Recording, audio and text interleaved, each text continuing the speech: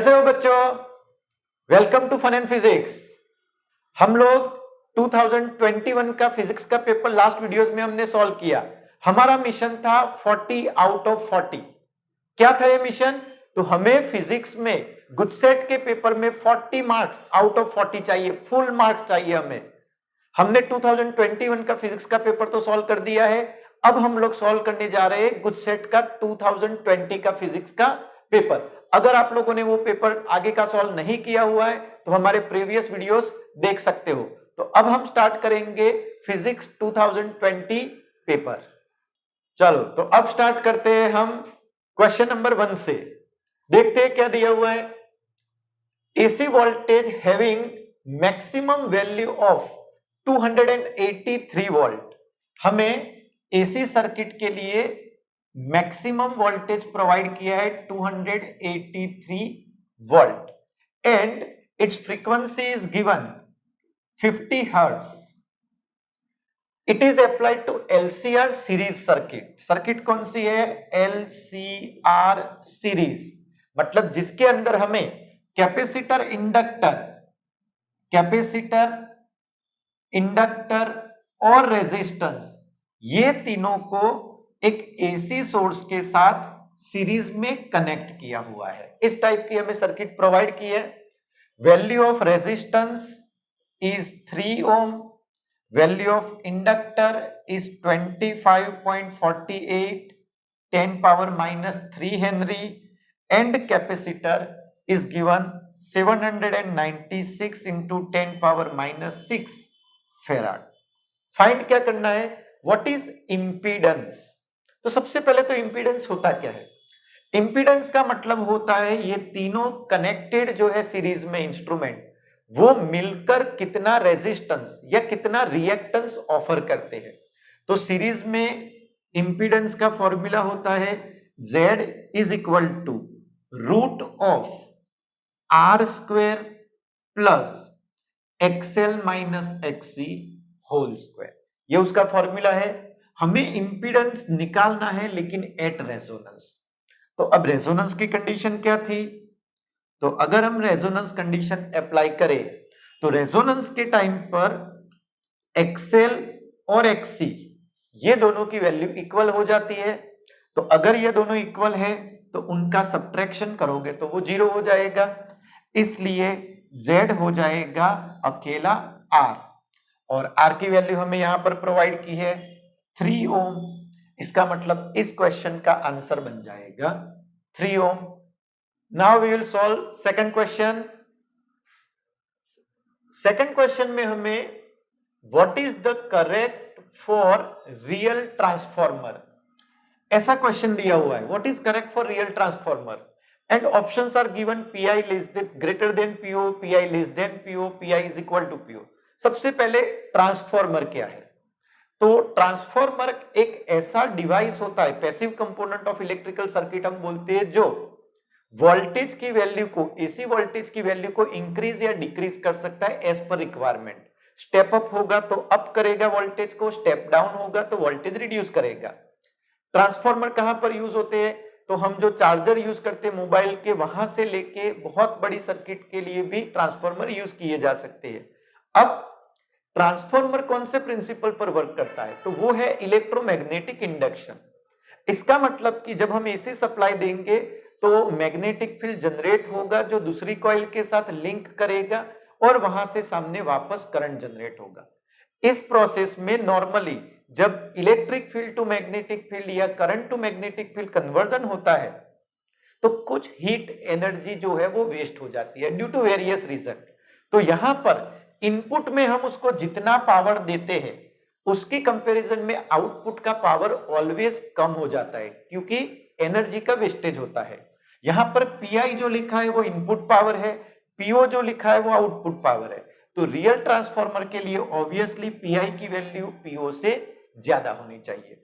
अगर क्वेश्चन में वो बोले कि आइडियल ट्रांसफॉर्मर है, विदाउट एनी वेस्टेज कंसीडर करना है, तो हम बोल सकते हैं कि PI और PO की वैल्यू सेम है। लेकिन यहां पर तो उन्होंने रियल ट्रांसफॉर्मर यूज किया है, इसलिए ए ऑप्शन बनेगा। और ये इंफॉर्मेटिव क्वेश्चन है। और कम से कम ऐसे आप लोगों को 8 to 10 क्वेश्चन इंफॉर्मेटिव आ सकते हैं।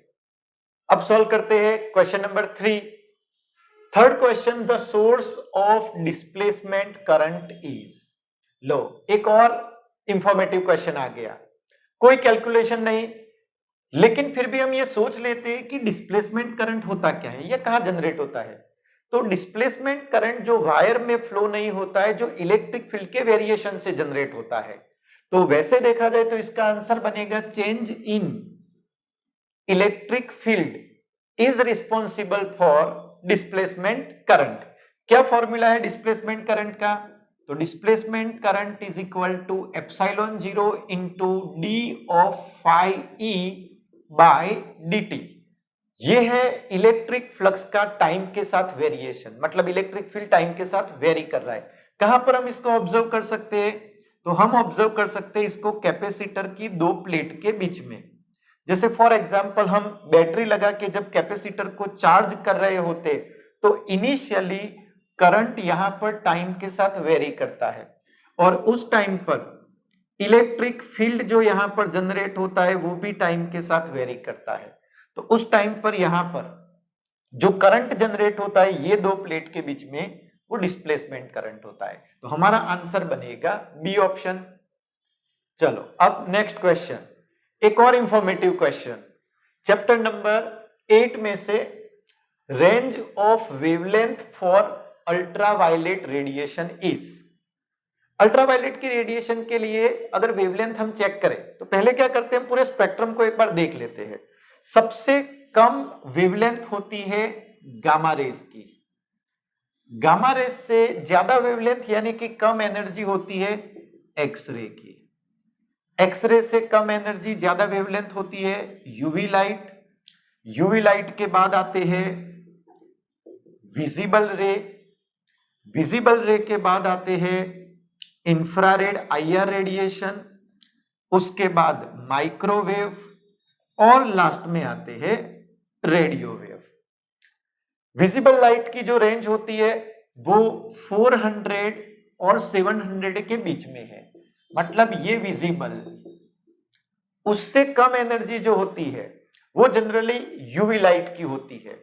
तो 700, 400, ये 400 मिनिमम वैल्यू है, उससे कम वैल्यू 400 नैनोमीटर से लेके 1 नैनोमीटर, ये होता है यूवी लाइट।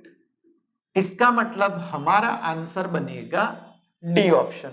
साथ साथ हम ये रेंज भी चेक कर लेते हैं, 700 से ऊपर जाएंगे तो विजिबल के बाद आता है इंफ्रारेड।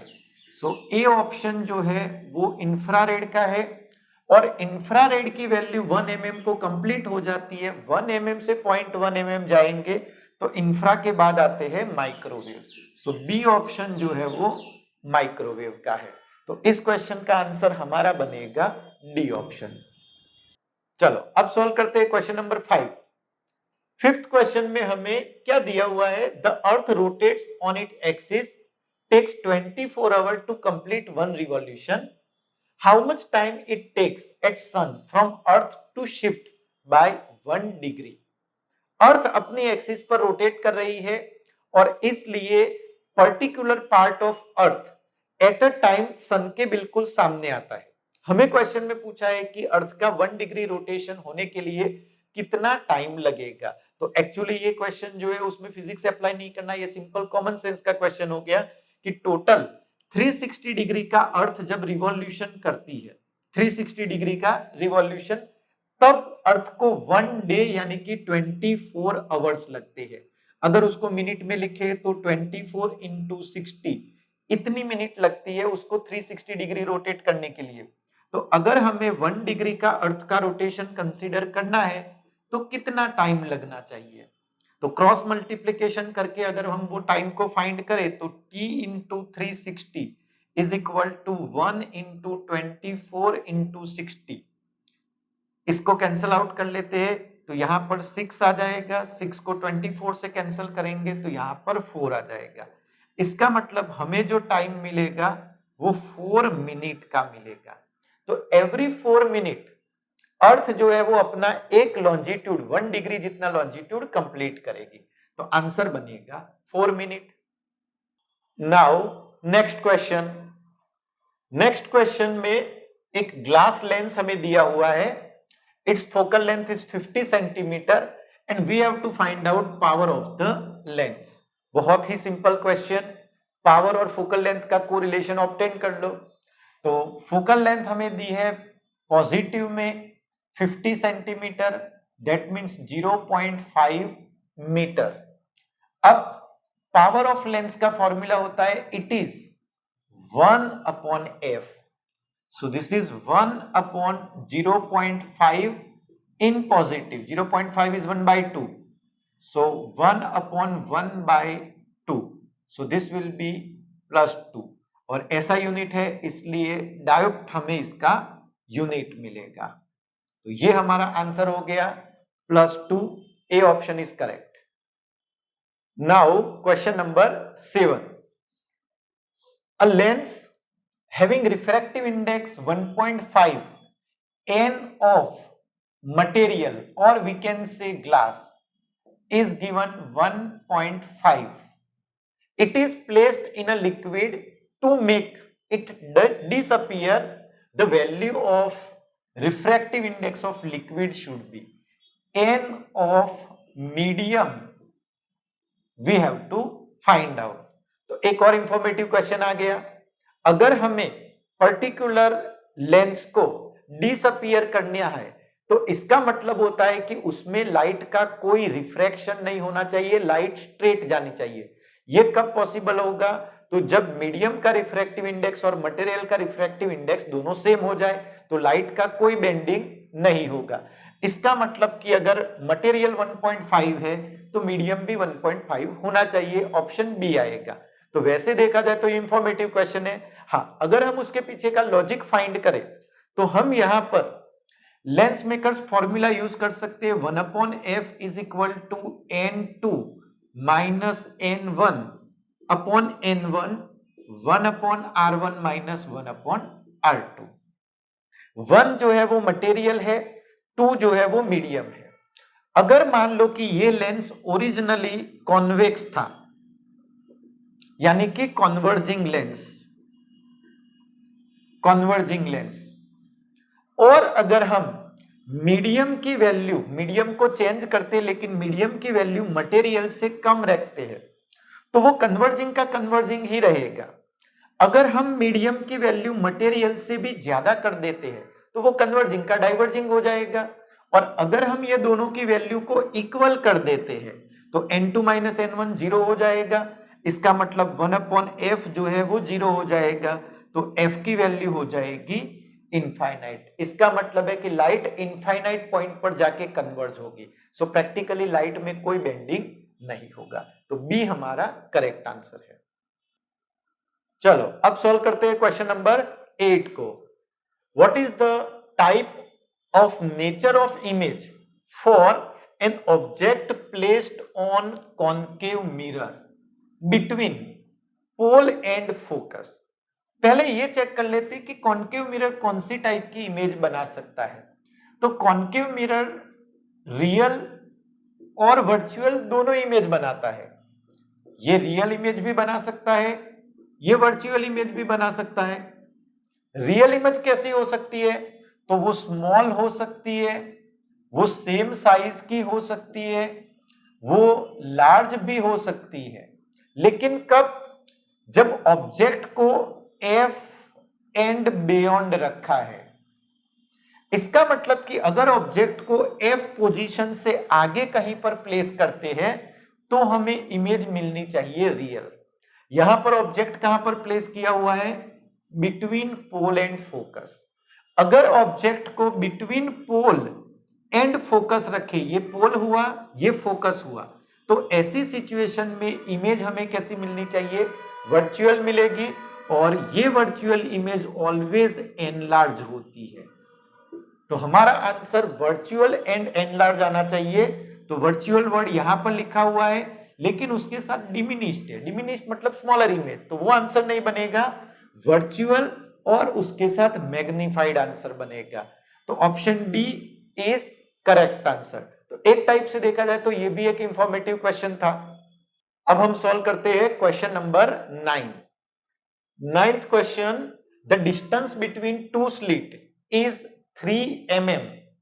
हमें स्मॉल डी स्लिट, दो स्लिट के बीच की गैप दी है 3 mm। जब भी क्वेश्चन में दो स्लिट प्रोवाइड करे तो ये वेव ऑप्टिक्स और उसमें भी इंटरफियरेंस का क्वेश्चन हुआ, यंग्स डबल स्लिट एक्सपेरिमेंट का।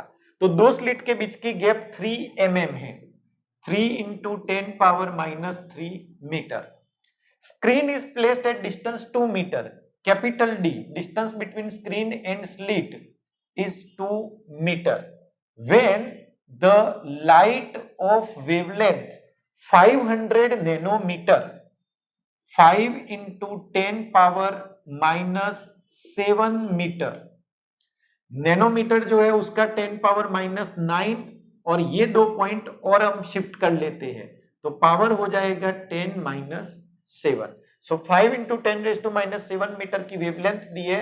Then find the distance between two fringes, distance between two consecutive bright fringes के बीच का डिस्टेंस हमें कैलकुलेट करना है। तो हम डायरेक्टली फॉर्मूला उसके लिए अप्लाई कर सकते हैं, distance between two consecutive bright और dark fringe, x bar is equal to lambda capital D by small d। बस वैल्यू पुटअप कर लो, फॉर्मूला बेस्ड क्वेश्चन हुआ। 5 into 10 power -7 multiply by capital D is 2 meter upon small d is 3 into 10 power -3. So this will be 10 divided by 3. So 3.33 into 10 power, इसको ऊपर ले जाते -4 metre हो जाएगा। एक पॉइंट शिफ्ट करेंगे तो 0.33 into 10 power -3 metre. So answer is 0.33 millimeter. So C is correct option.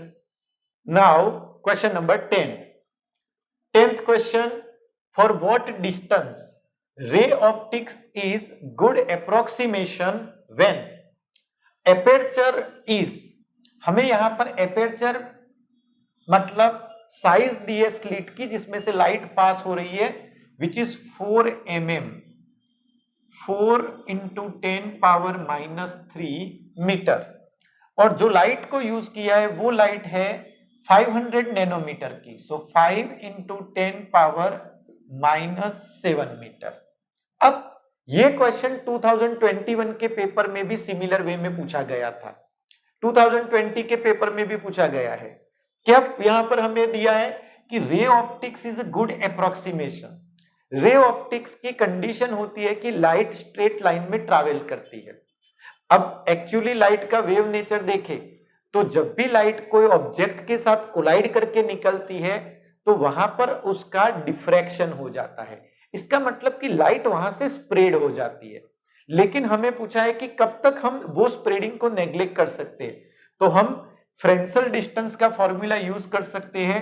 फ्रेंसल distance D is equal to a square upon lambda. A aperture की साइज है 4 into 10 पावर -3, इसका square upon 5 power 10-7, so this is 16 upon 5 into 10 power, ये -6 है, ये -7 तो +1 आएगा। तो 160 divide by 5 हुआ, 160 डिवाइड बाय 5 अगर इसको 10 के साथ कैंसिल करें तो ये 2 हो जाएगा। इसका मतलब 16 into 2 करेंगे तो 32 इन मीटर यूनिट, तो हमारा आंसर बनेगा 32 मीटर। चलो अब सॉल्व करते हैं question number 11। 11th question, the resolving power of microscope is. हमें माइक्रोस्कोप पर्टिकुलरली कंपाउंड माइक्रोस्कोप के लिए रिजॉल्विंग पावर फाइंड करना है।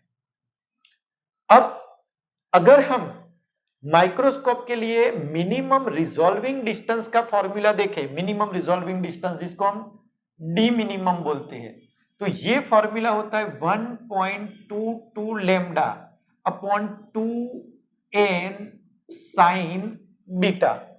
ये फॉर्मूला हमें मिनिमम रिजॉल्विंग डिस्टेंस का मिलता है। Resolving power is inverse of minimum resolution distance. इसलिए रिजॉल्विंग पावर का फॉर्मूला अगर हम लिखे तो 1 divide by this value 1.22 lambda upon 2n sign beta. और ये फॉर्मूला के अकॉर्डिंग अगर हमें माइक्रोस्कोप का रिजॉल्विंग पावर चेंज करना है या इंक्रीज करना है तो हमारे पास दो मेन ऑप्शन है। एक तो लैम्डा की वैल्यू को डिक्रीज करो, जितना लैम्डा डिक्रीज होगा उतना रिजॉल्विंग पावर बढ़ेगा। Second option is increasing value of N को इंक्रीज करेंगे तो अगर हम ऐसा ऑयल यूज करें जिसका रिफ्रैक्टिव इंडेक्स ऑलमोस्ट ग्लास के नजदीक है तो भी हम उसका रिजोल्यूशन पावर इंक्रीज कर सकते हैं। अब हमारे ऑप्शन की बात करते हैं। उन्होंने जितने भी ऑप्शंस दिए हुए हैं वो इस पर्टिकुलर ऑप्शन के साथ एग्जैक्टली मैच नहीं करते हैं।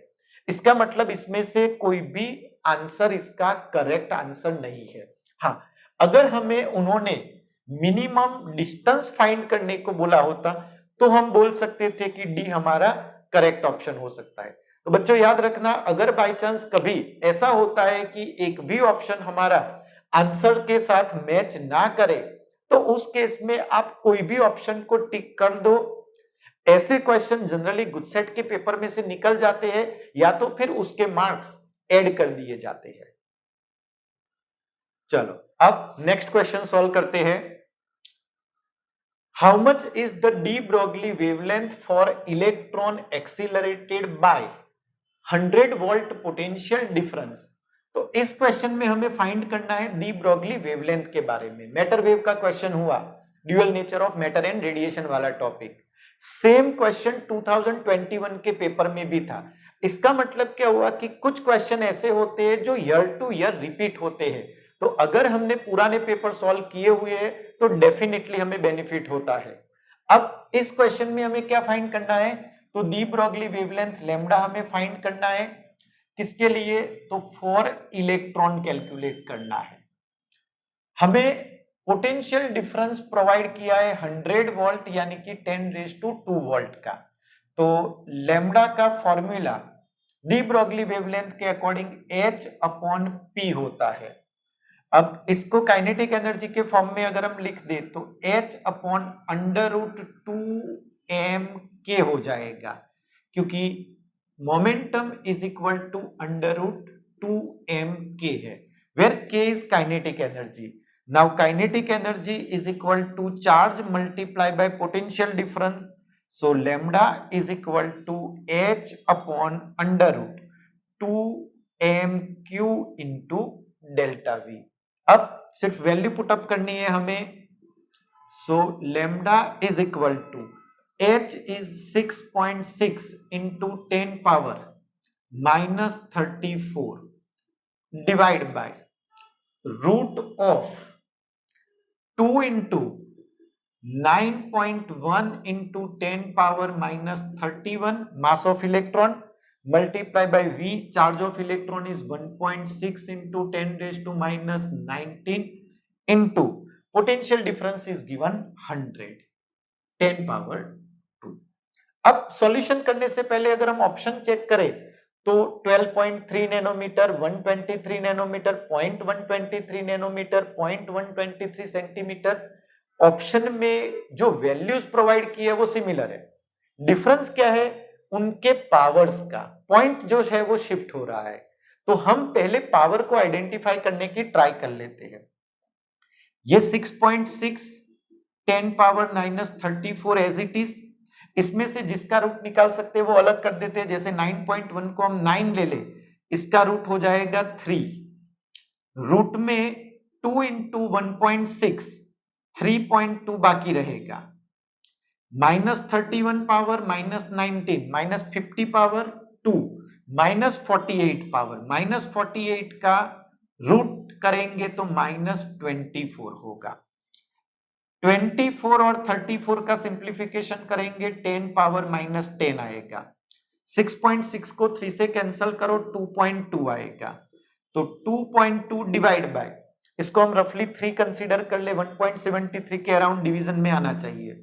तो 2.2 डिवाइड बाय 1.7 करो तो आंसर हमें 1.2 समथिंग मिलेगा इंटू 10 पावर -10। अब ये मीटर में है, इसको नैनोमीटर में करना है तो 10⁻⁹ यहां पर लाना है। अगर इसको 10⁻⁹ में करे, एक पॉइंट यहां पर शिफ्ट हो जाएगा तो 0.12 into 10⁻⁹ so 0.12 nanometre is our answer, 0.12 nanometre. चलो अब सॉल्व करते हैं next question. The threshold frequency of caesium is, हमें मेटल सीजियम दी है और उसकी थ्रेशोल्ड फ्रीक्वेंसी की वैल्यू 5.16 10⁻14 हर्ट्ज प्रोवाइड की है। What is work function of that material in eV unit? तो सबसे पहले तो वर्क फंक्शन होता क्या है? वर्क फंक्शन मतलब the minimum amount of energy which is given to that metal to remove electron which is loosely binded. तो सबसे कम कितनी एनर्जी पर इलेक्ट्रॉन बाहर आएगा वो वर्क फंक्शन बनता है। वर्क फंक्शन को अगर हम थ्रेशोल्ड फ्रीक्वेंसी के साथ कोरिलेट करें तो एनर्जी का सिंपल फॉर्मूला लगेगा HF0 वाला, phi is equal to HF0। ये कैलकुलेशन जो आएगा वो आंसर जूल में आएगा। हमें आंसर चाहिए ईवी यूनिट में, तो इसको ईवी में कन्वर्ट करने के लिए पहले से ही हम ई से डिवाइड कर रखते हैं, तो ये ईवी यूनिट में कन्वर्ट हो जाएगा। अब सिर्फ वैल्यू पुटअप करनी बाकी रही। ये 6.6 इंटू 10⁻⁻34 इंटू फ्रीक्वेंसी हमें दी है 5.16 इंटू 10⁻14 डिवाइड बाय 1.6 इंटू 10⁻⁻19। तो पहले इनके पावर हम सॉल्व कर देते हैं। -34 और +14, -20 रहेगा, ये ऊपर ले जाते हैं +19 हो जाएगा, सो 10⁻⁻1 बचेगा।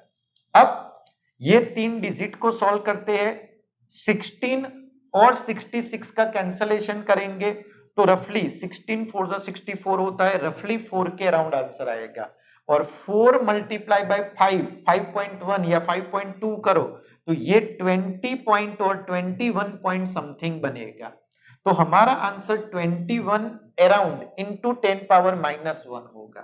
तो इसको हम 2.1 ईवी के अराउंड आंसर कंसीडर कर सकते हैं।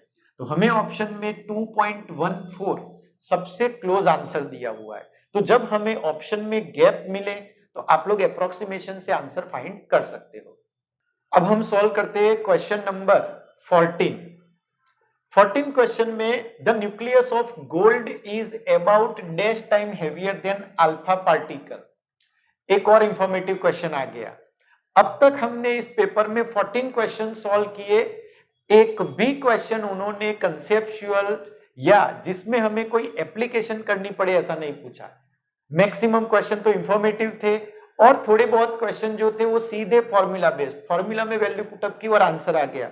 तो 2020 का पेपर जो था वो बहुत ही इजी पेपर था।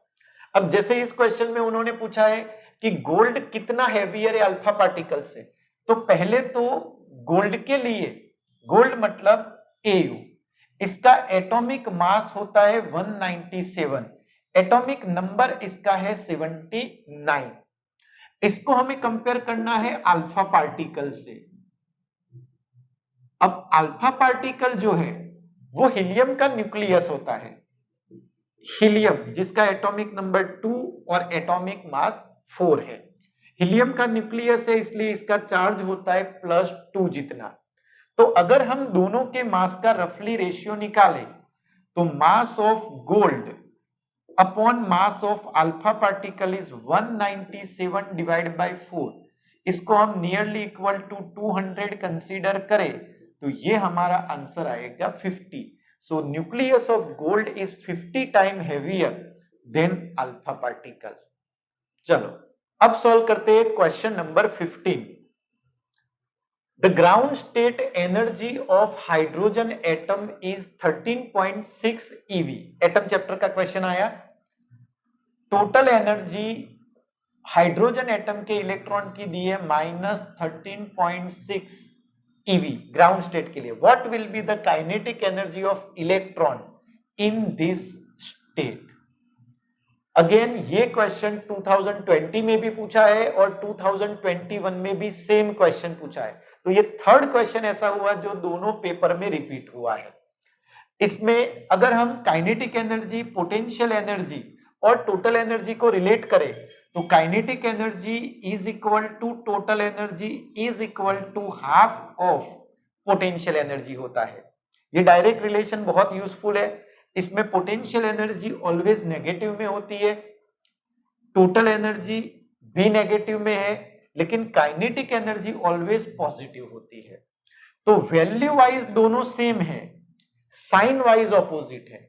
तो काइनेटिक एनर्जी की वैल्यू जो है वो 13.6 EV ही रहनी चाहिए, लेकिन साइन हो जानी चाहिए पॉजिटिव। तो ये क्वेश्चन का आंसर सी ऑप्शन बनना चाहिए।